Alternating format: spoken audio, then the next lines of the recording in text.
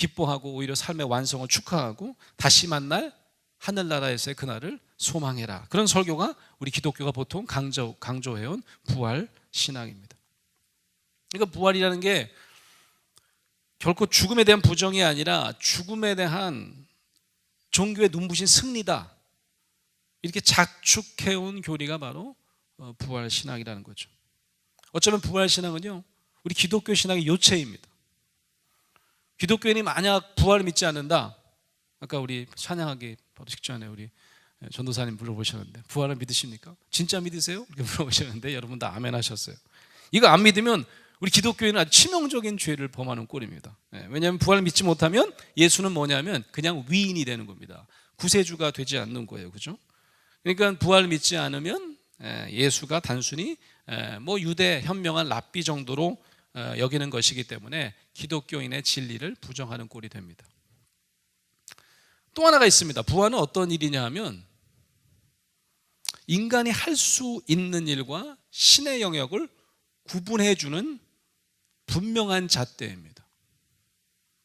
부활은 아무나 할 수 없어요. 신적인 사람만 할 수 있는 초능력입니다.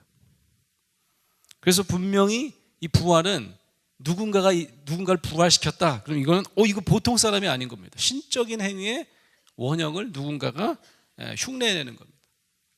여러분 생각해 보세요. 인간이 고치기 힘든 병을 고치는 분을 우리가 명이라고 하지 않습니까?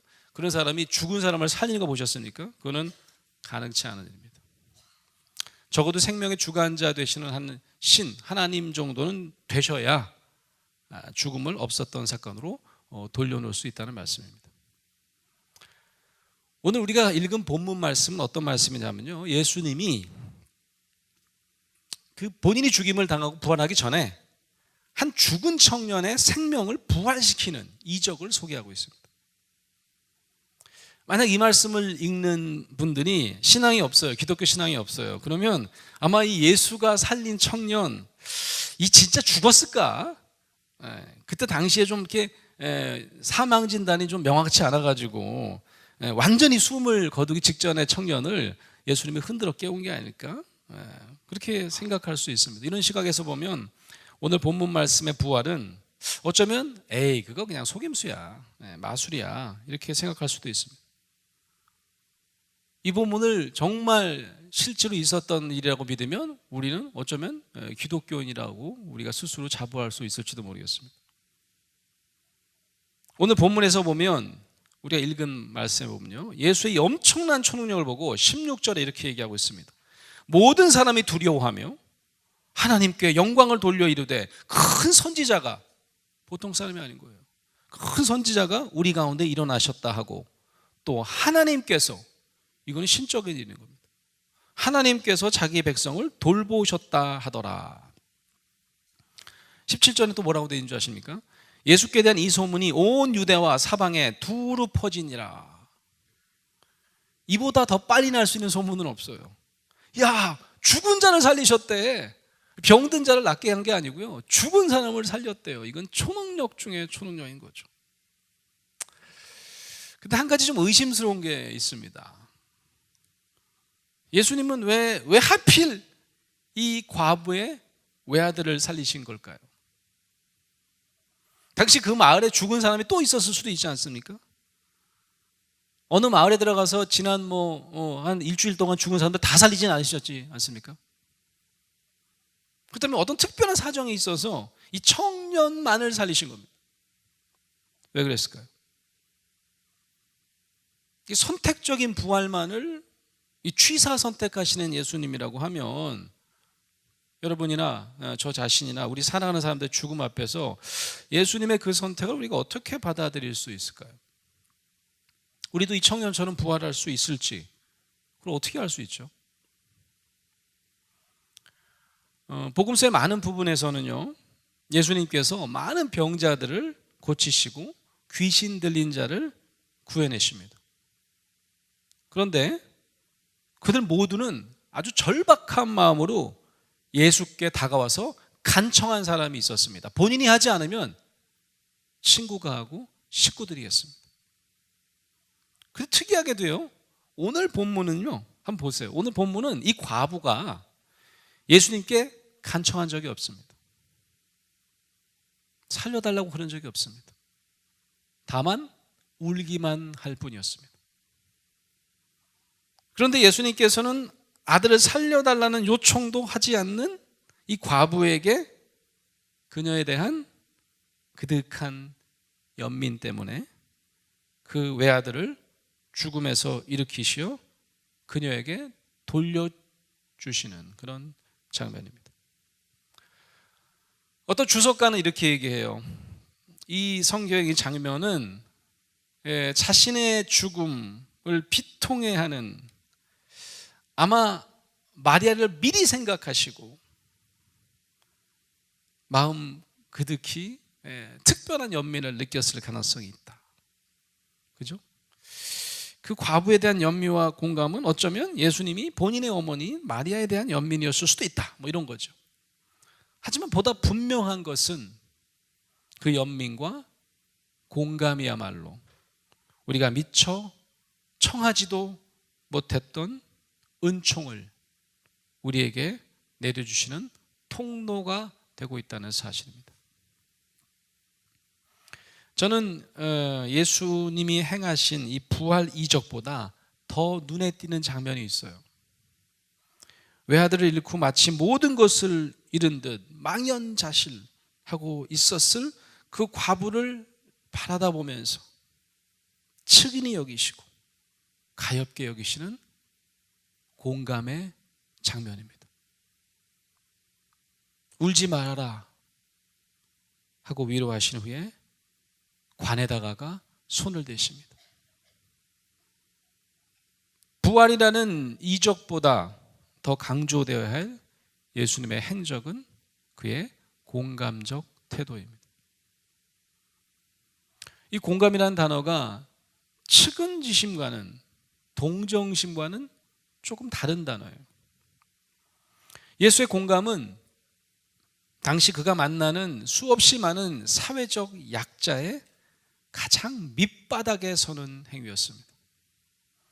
한 영혼을 가장 가슴 깊이 이해하시기 위해서 그는 스스로 그들의 가슴 속 가장 밑바닥까지 내려가셨습니다. 여러분, 이해한다라고 하는 영어 단어가 있는데요. 여러분 잘 아다시피 understand라고 하는 단어입니다. 참 멋진 단어예요. 밑에 선다 그 뜻입니다. understand. 그죠? 예수님이 육신을 입고 이 땅에 오셨다고 하는 성육신 사건이 어쩌면 인간이 가지고 있는 가장 밑바닥에 있는, 가장 지하층에 있는 고통과 좌절, 수치의 자리까지 그가 스스로 내려와 섰기 때문에 그는 우리를 뼛속까지 이해하고 우리의 심중까지, 우리의 영혼 깊은 곳까지 이해하실 수 있었던 공감의 사건이 바로 성육신 사건이었습니다. 이 영어 단어 공감이라고 하는 단어는 제가 여러 차례 얘기 드렸던 것 같은데, 영어 단어 empathy라고 하는 단어예요. empathy. 저는 이 단어가 예수님의 삶과 죽음을 너무 잘 보여주는 단어 같아요. 비슷한 단어가 바로 sympathy입니다. sympathy. 동정심, 아까 얘기한 측은지심입니다. 뒤에 패티는 똑같아요. 그게 파토스라고 하는 히라버 단어입니다. 파토스는 고통이라는 뜻입니다. 그래서 공감은 고통 안으로라는 뜻이고요. M이라는 접두어가, sympathy는 sim은 같다는 뜻입니다. 같이 느낀다는 뜻이죠. 고통을 같이 느끼는 것과 내려가서 느끼는 것과 뭐가 다른지. 웅덩이에 누가 빠졌는데 내려가서 웅덩이 밑에까지 내려가서, 그건 좀 말이 안 되는 거지 않습니까? 그 자리에 내려가서 언더스탠드, 밑에 서서 그 깊이에 빠져 있는 사람을 붙들고 우는 것, 이게 바로 공감이죠. 심퍼티는 내려갈 필요는 없어요.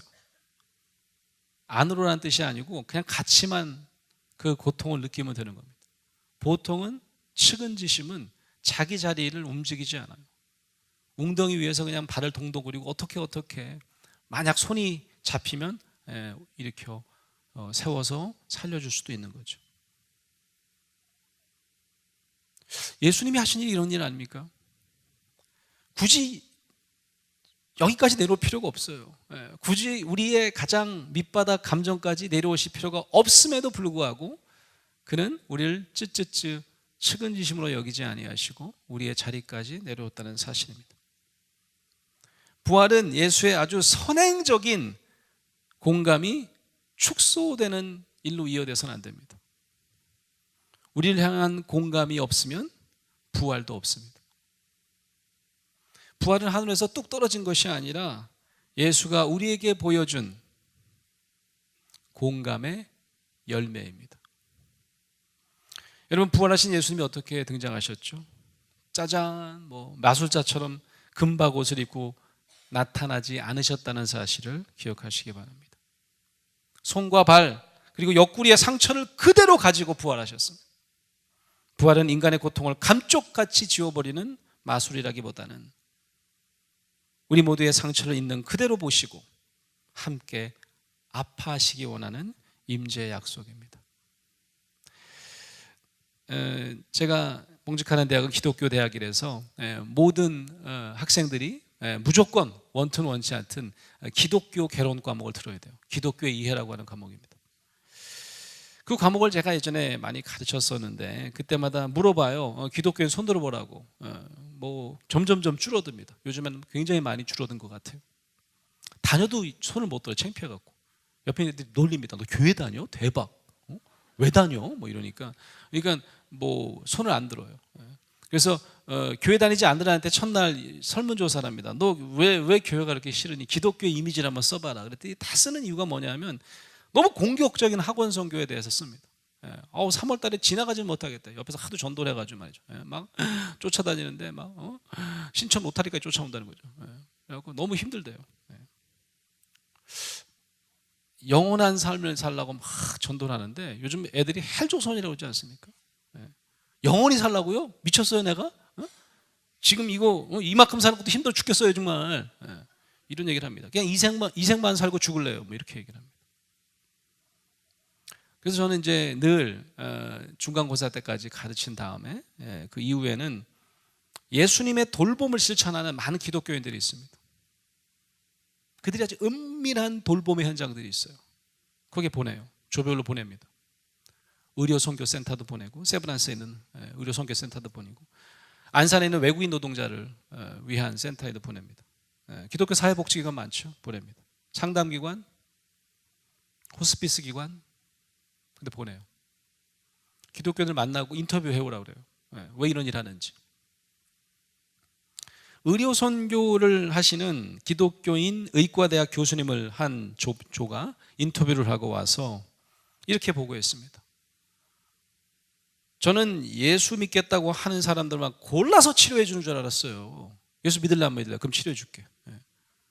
아니더라 그런 얘기죠.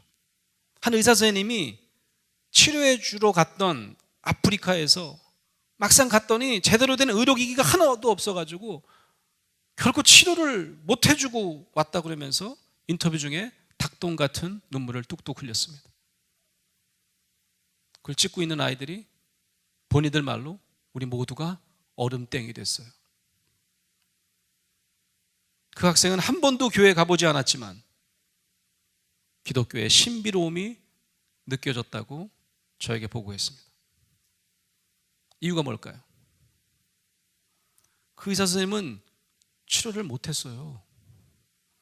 사람을 살리는 초능력은커녕 의술도 제대로 발휘하지 못했다는데 왜 그 이야기를 듣는 아이들이 기독교가 가진 신비스러운 힘을 느꼈던 걸까요? 예수의 특별한 초능력은 죽은 자를 부활시키는 능력이 아닙니다. 우리 모두를 향한 그의 특별한 초능력은 따로 있습니다. 사랑하는 성도 여러분, 부활의 능력을 단순히 인간의 한계를 넘어선 초능력으로만 이해하면 예수의 부활은 우리의 부활과 전혀 연관이 없습니다. 그가 가진 특별한 연민과 공감의 능력의 의미가 없어지기 때문입니다. 예수의 목회는 부활이라는 깜짝 해법이 아니라 그가 있었던 내내 보여주셨던 지속적인 공감의 연속이었습니다. 우리와 함께 눈물 흘리시고 공감하시는 예수의 임재를 통해서 우리의 가장 밑바닥에서부터 우리를 회복시키시고 우리를 살리시는 그리스도의 부활을 경험하시는 삶을 사시기를 기원합니다. 그리스도와 함께 경험하는 우리들의 부활은 우리도 공감의 삶을 살아갈 때 우리 안에서 서서히 무르익어 갈 것입니다. 오늘 본문 말씀처럼 하나님께서 자기 백성을 돌보아 주셨다는 예수님의 공감 이야기가 온 유대와 그 주위에 널리 퍼진 역사가 오늘 이 시대에도 우리의 공감 이야기로 우리 교회, 우리 지역사에 널리 퍼지기를 주의 이름으로 축원합니다. 아멘.